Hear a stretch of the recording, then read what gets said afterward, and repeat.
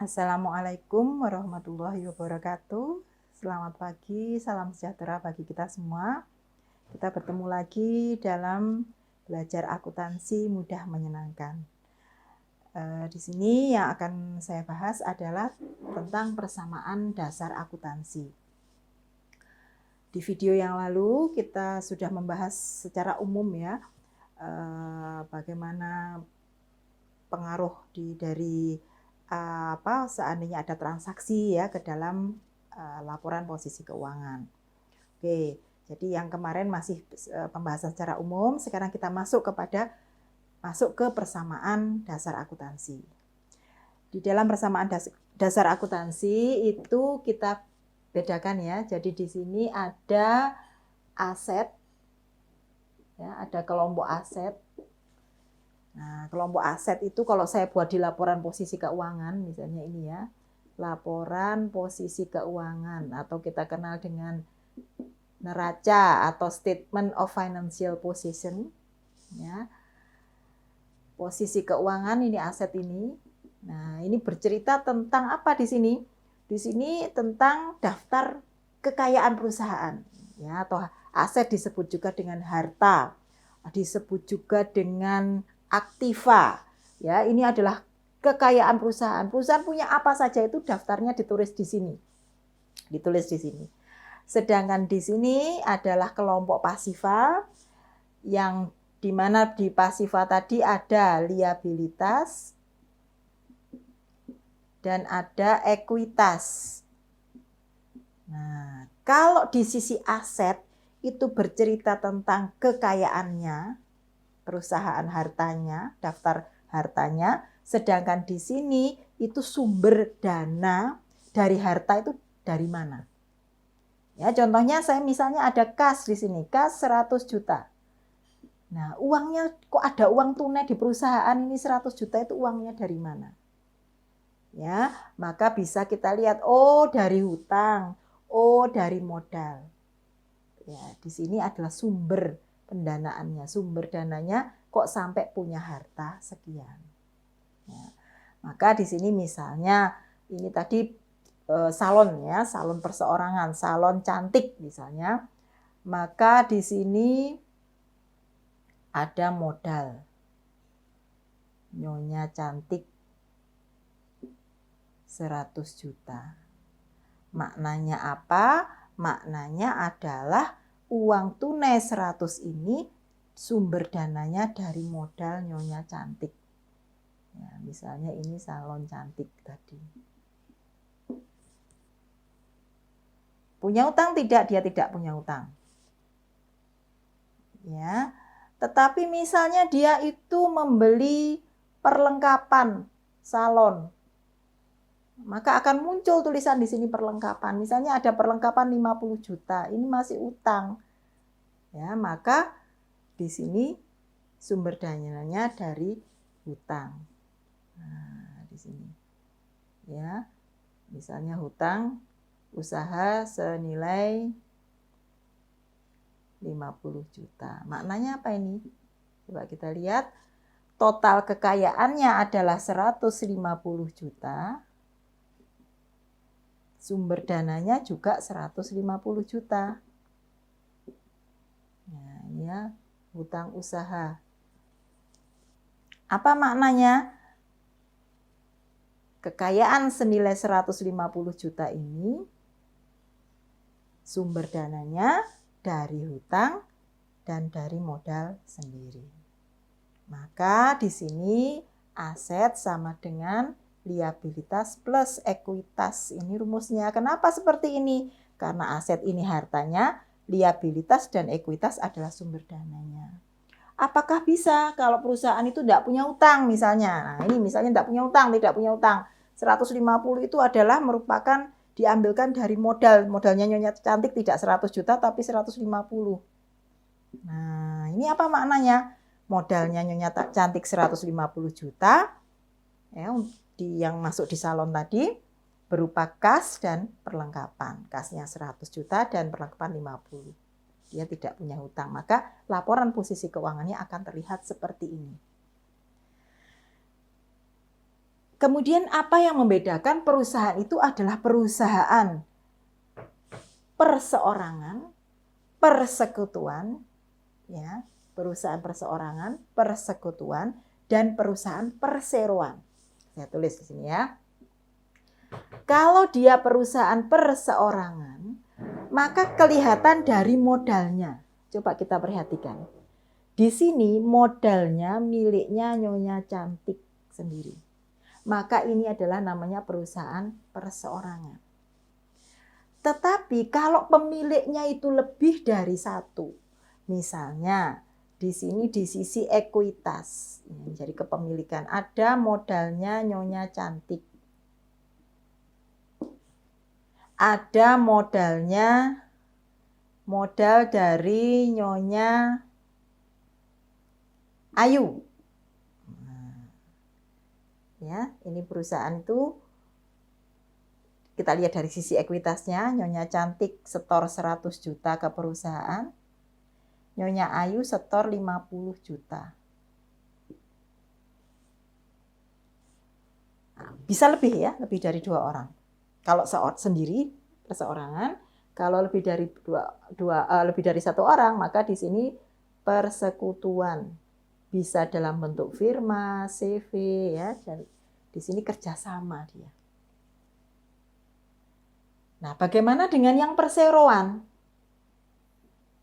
Ini bentuk perusahaannya adalah PT, perseroan terbatas. Nah, kalau di PT, maka bedanya apa? Bedanya ekuitasnya lagi. Ya, bedanya, saya tulis di sini ya, bedanya ekuitasnya kalau PT, ini PT ya, maka di sini modalnya modal saham. Ya. Jadi di sisi modal, maka kalau dia perseorangan ada modal namanya sendirian, kalau gabungan usaha beberapa orang persekutuan tadi bisa di sini 2 atau lebih, maka di sini namanya lebih dari 1. Tapi kalau PT maka di sini modal saham. Nah, biasanya di sini ada saldo laba atau laba ditahan. Nah, ini ya ada saldo laba atau laba ditahan. Nanti pada saat kita akan membahas lebih lanjut tentang PT, maka kita akan lihat di sini. Tetapi pemahaman awal kita tahu bahwa pada saat kita lihat laporan posisi keuangan, kita lihat modalnya.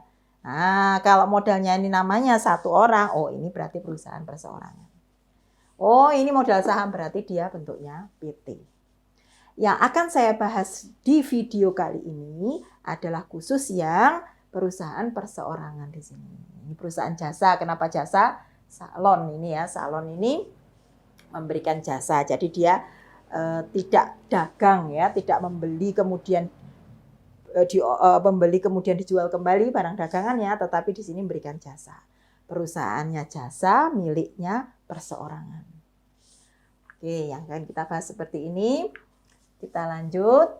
Sekarang kita membuat kolom ya, ada aset, kita beri nama di sini aset, liabilitas, ekuitas. Oke, transaksinya nanti ada di deskripsi ya. Oke, kita buat transaksi pertama.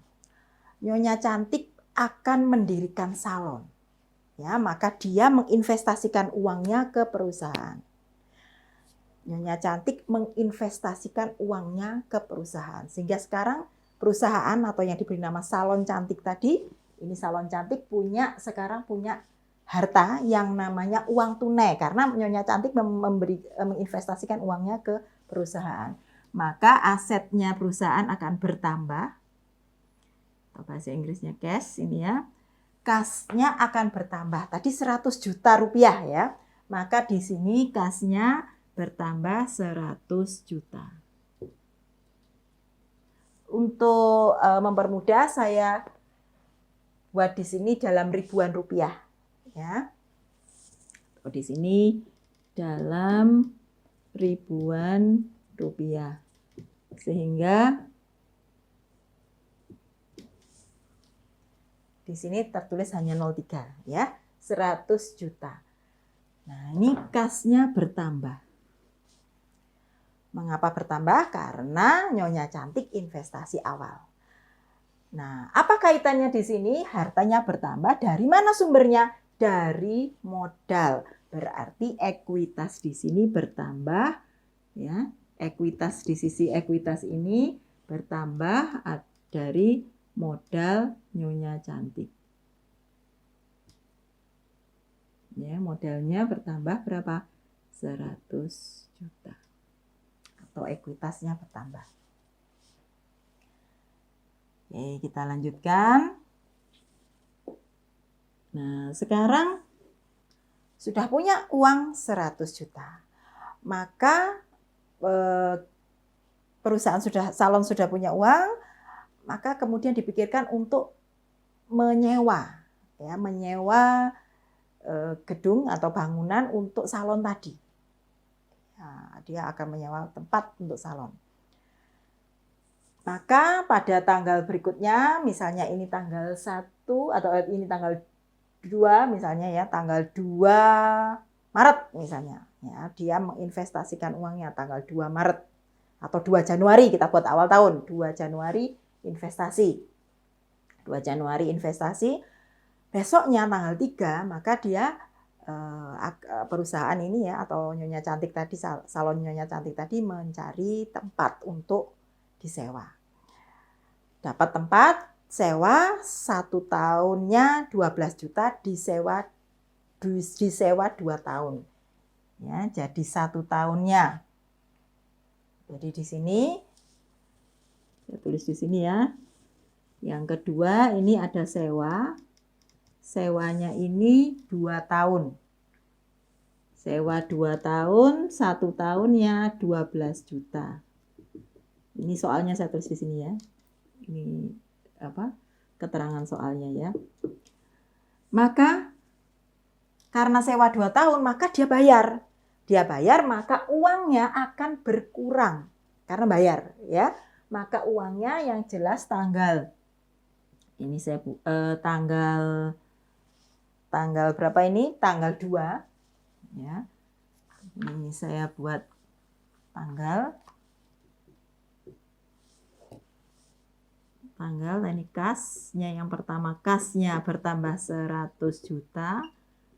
Kemudian tanggal 3 Januari kasnya berkurang. Berkurang berapa? Berkurang 24 juta. Mengapa berkurang? Untuk sewa. Karena sewa itu dibayar di depan sekaligus ya, untuk 2 tahun, dia menyewa selama 2 tahun. Ini soal saya tulis di sini. Selama 2 tahun, maka di sini ada yang namanya sewa dibayar di muka.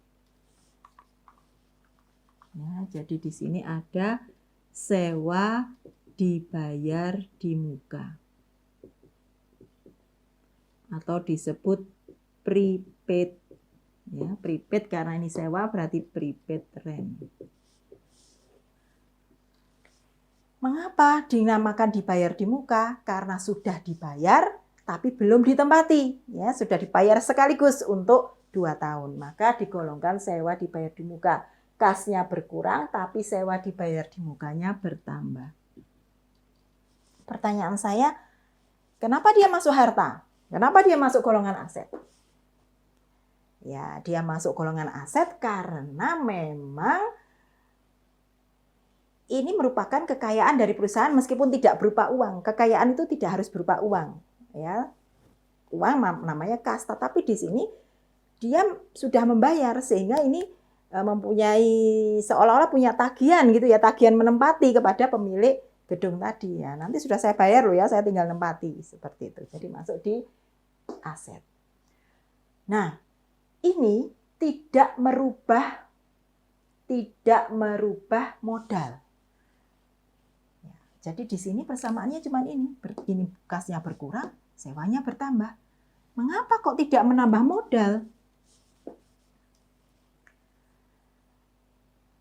Karena ini hanyalah pertukaran bentuk dari aset.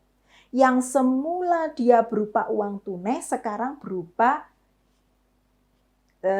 sewa dibayar di muka. Ya, berupa seolah-olah punya tagihan kepada pemilik rumah bahwa saya sudah bayar loh ya, sekarang saya tagihan menempati.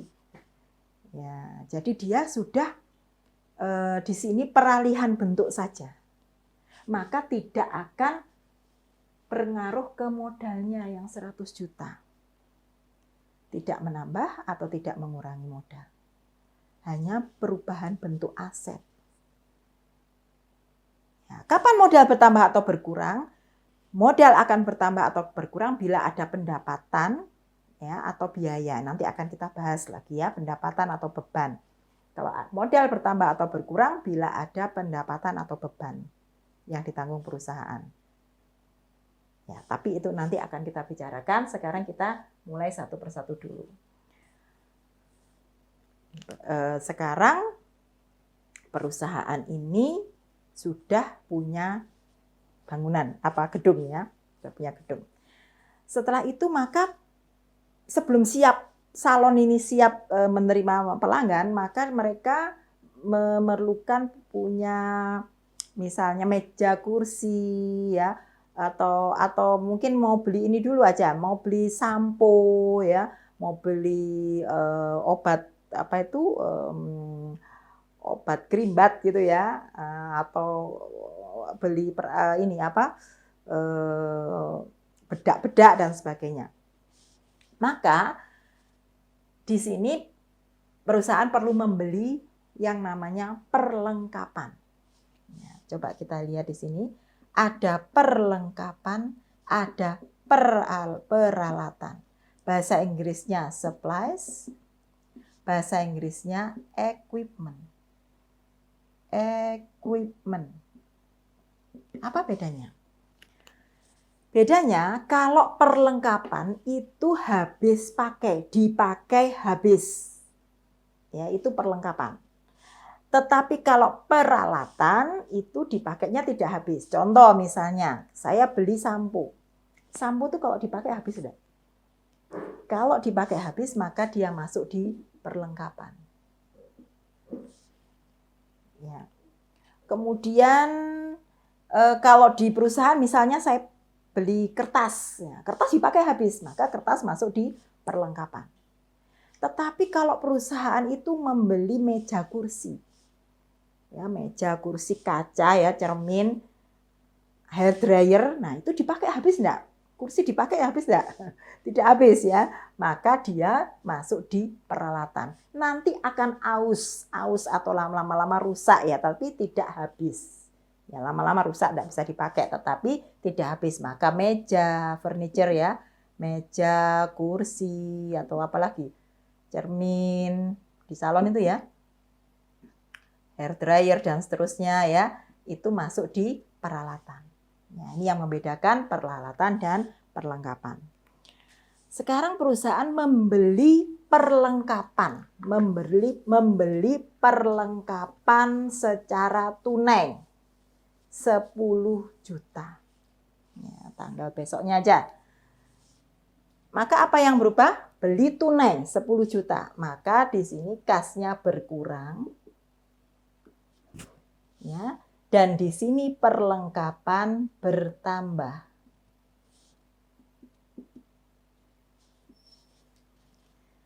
Kenapa lagi-lagi tidak ke sini? Karena ini adalah pertukaran bentuk yang semula uang tunai sekarang jadi perlengkapan. Jadi perusahaan sekarang asetnya terdiri dari uang tunainya tidak 100 lagi ya, tapi 100 dikurangi 24 dikurangi lagi 10 ya, atau 100 juta dikurangi 34 juta. 66 juta sekarang kasnya, tetapi dia punya sewa dibayar di muka dan punya perlengkapan. Ya, sewa dibayar di muka sudah membayar untuk 2 tahun ya ke depan. Oke, sekarang saya lanjut. Beli perlengkapan lagi, dirasa kurang nih 10 juta, beli lagi, tetapi belinya 15 juta, yang 5 juta dibayar tunai, sisanya hutang. Saya ulangi, belinya 15 juta. Ya, soal ada di deskripsi ya. Belinya 15 juta. Belinya 15 juta, baru dibayar 5 juta. Coba logikanya baru dibayar 5 juta. Maka karena baru dibayar 5 juta, maka kasnya berkurang 5 juta. Ya, kasnya berkurang 5 juta dalam ribuan rupiah ya, saya tulis 5.000. Kasnya berkurang 5 juta, tetapi perlengkapannya bertambah berapa?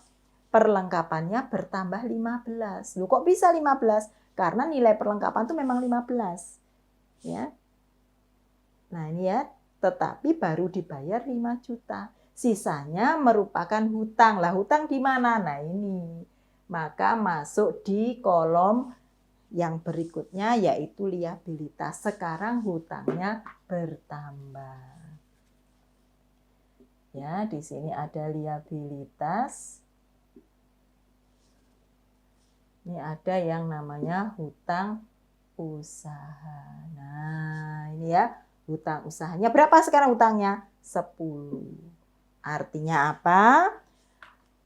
Ada perlengkapan bertambah 15, tetapi kasnya berkurang 5 juta, dan hutangnya bertambah. Sekarang jadi punya utang. Utangnya berapa? 10 juta.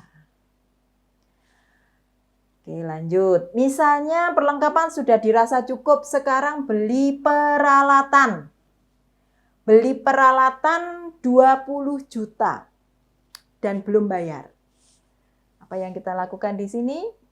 Dia beli peralatan tapi belum bayar. Ya.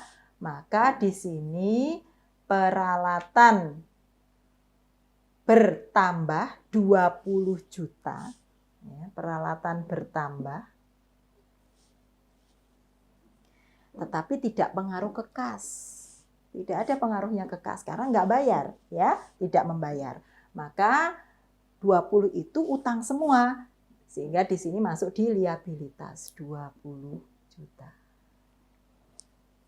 Ya, ini ceritanya perusahaan membeli tapi secara kredit. Nah, ini bisa kita lanjutkan. Misalnya, oh ini salonnya perlu kendaraan ini ya. Nah, maka beli kendaraan misalnya. Beli kendaraan 20 juta. Atau beli kendaraan ya 20 juta baru dibayar 10 juta. Uang mukanya misalnya. Maka di sini karena beli kendaraan 20 juta atau 25 juta misalnya ya. Beli kendaraan senilai 25 juta, maka di sini baru dibayar 10 juta. Karena baru dibayar 10 juta, maka kasnya berkurang 10. Sesuai pembayaran, tapi kendaraannya bertambah 25 juta. Nah, sisanya apa? Sisanya hutang lagi. Hutangnya berapa? Hutangnya di sini 15 juta. Coba kita perhatikan. Kendaraan bertambah 25. Nah, ini sisi aset semua ya, bisa sisi aset di sini. Kendaraan bertambah 25, tapi kasnya hanya berkurang 10. Kenapa? Karena sisanya hutang. Ya. Maka kalau di sini saya ingin membuat laporan posisi keuangan, kita lihat dulu. Jadi perusahaan belum punya pendapatan, belum ada beban ya, belum ada transaksi ya, belum ada transaksi. Ini sudah siap. Sekarang salonnya siap menerima pelanggan. Maka kondisi saat ini apa yang kalau saya mau buat laporan posisi keuangan saat ini, maka di sini coba kita buat laporan posisi keuangannya ya. Caranya di sini kita jumlah aja. Ya, saya ingin tahu ini laporan posisi keuangan saya bagaimana. Maka aset ya, laporan posisi keuangan per tanggal 7. Coba kita lihat sebelum ada transaksi. Seandainya saya buat transaksi per tanggal 7 Januari, maka asetnya terdiri dari apa saja? Ada kas. Nah, kasnya berapa? Ini dijumlah ya. 100 juta dikurangi 24, dikurangi 10, dikurangi 5, dikurangi 10 juta ya. Ada kas. Kemudian ada apa lagi asetnya? Sewa dibayar di muka. Ada berapa ini? 24. Ada perlengkapan. Punya perlengkapan berapa? Di total aja ya di sini Ya, saya total saja.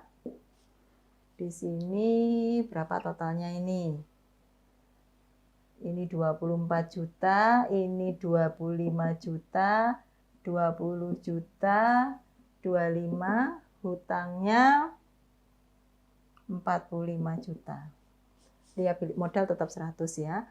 Kemudian ini 24 ditambah 10, 34, 44, 49.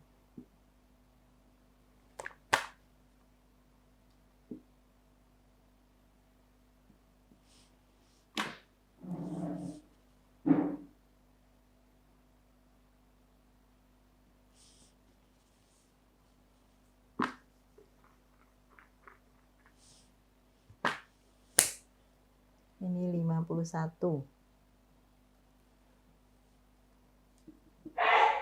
Perlengkapan 25. Peralatan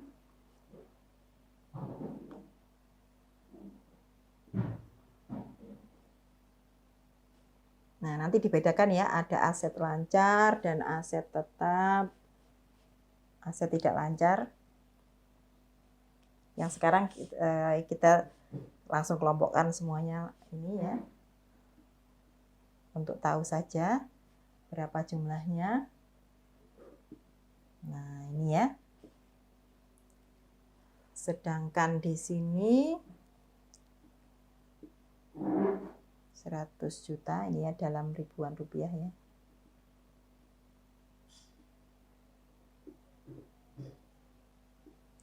Aset, liabilitas, ini ada hutang usaha. Di ekuitas, karena perseorangan hanya ada modal Nyonya Cantik. Hutang usahanya 45 juta. Ini bukan 100 ya ini. Ada hutang ya. Modalnya 100. Totalnya 145 juta. Di sini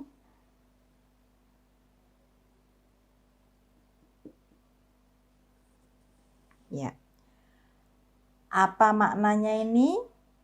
Maknanya adalah sekarang perusahaan itu punya kekayaan atau harta aktiva, kekayaan yang senilai 145 juta yang berupa kas, berupa perlengkapan, sewa dibayar di muka, perlengkapan, peralatan, dan punya kendaraan. Dan sumber dananya ini dari mana? Dari utang 45 dan dari modal sendiri 100. Nah, makanya di sini aset harus sama dengan ini, karena tidak mungkin kalau asetnya misalnya 200 juta lah sumbernya cuma 100 juta, dari mana uangnya? Ya, makanya di sini maka aset sama dengan liabilitas plus ekuitas. Atau kalau kita balik, sumber dana sekian, punya sumber dana 145 juta ini berupa kekayaannya berupa apa saja. Rincian kekayaannya apa saja, karena ada sumber dana di sini 145 juta. Ya, maka di sini aset sama dengan liabilitas plus ekuitas. Demikian contoh transaksi kita pada saat perusahaan baru akan berdiri. Bagaimana bila ada pendapatan dan beban? Akan dilanjutkan pada video selanjutnya. Ini tetap berlanjut pada video kedua, dilanjutkan dengan bagaimana bila ada pendapatan dan ada beban dari perusahaan ya, pendapatan dari pelanggan. Oke, terima kasih. Saya akhiri dulu informasi tentang persamaan dasar akuntansi yang akan dilanjutkan pada video selanjutnya. Terima kasih atas perhatiannya. Selamat pagi. Assalamualaikum warahmatullahi wabarakatuh.